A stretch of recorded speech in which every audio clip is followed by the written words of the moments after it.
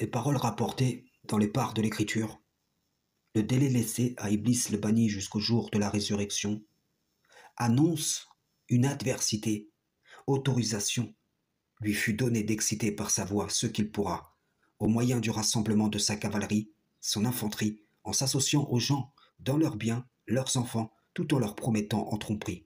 Si donc il dispose d'assez de suppôts pour en opposer un personnellement à chaque enfant d'Adam venant au monde jusqu'à son terme fixé, ceci est à dissocier des possibles assignations de diable ayant pour cause l'aveuglement du sentier d'Allah, de se livrer au péché, de calomnier, et toute raison qui le permettrait.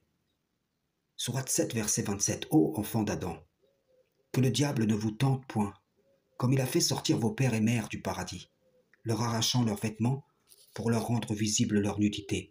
Il vous voit, lui et ses suppôts, d'où vous ne les voyez pas. Nous avons désigné les diables pour alliés à ceux qui ne croient point. Donc si l'assignation d'un adversaire peut être un compagnon, djinn ou homme, il n'en demeure pas moins que l'ennemi guette dans le cadre de cette vie comme il a cherché l'occasion pour faire chuter nos parents de leur condition première au paradis, et nous en sommes avertis. Lorsque je dénonce les groupements comme les coranistes, coranseuls, les moalékistes, Torah, Zabour, Injil, Coran, qui ne croient point, c'est pour avertir les gens de ne pas marcher à leur suite, car ce sont des enfants d'Adam qui, s'étant aveuglés du sentier d'Allah, trouvent l'enjolivement en ce qui est devant et derrière eux. Comme il est écrit, tous ceux qui suivront les pas du diable l'accompagneront au feu. Si les anges sont les protecteurs de ceux qui maintiennent la propreté du vêtement de leur piété, l'ôtement de cette protection pour cause d'impiété expose à la compagnie des diables.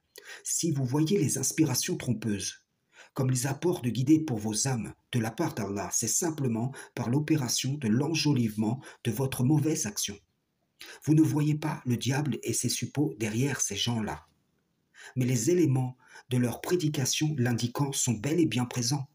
Ces gens condamnent les traditions et disent « appelez au suivi de l'écrit ou des écrits », mais que proposent-ils véritablement derrière?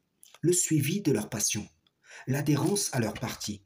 Comme je l'ai déjà dit, à partir d'une idée commune qui les fédère, chaque individualité devient sa propre divinité, et leur solidarité, dans l'opposition aux traditionalistes par leur serment bouclier, n'a de raison d'être que dans la recherche d'une légitimité face à un concept qui menace, qui s'oppose à leur concept.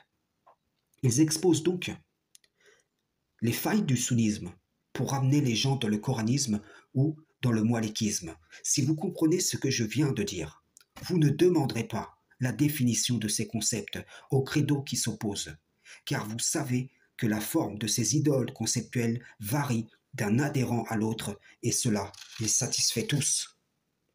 Parmi les paroles enjolivées que les diables leur suggèrent, il y a la négation de la possibilité de possession, la théorie de la prétendue partie djinn de l'homme, ou encore la négation de l'adversité qui guette chaque enfant d'Adam comme l'implique le cadre de cette vie.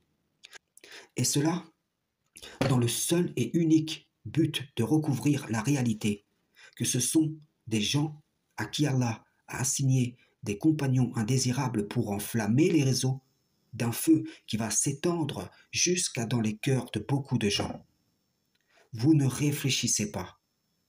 Voilà pourquoi Iblis le banni égare un grand nombre d'entre vous et rend vrai sa conjecture envers la majorité, tandis que vous pensez être bien guidés.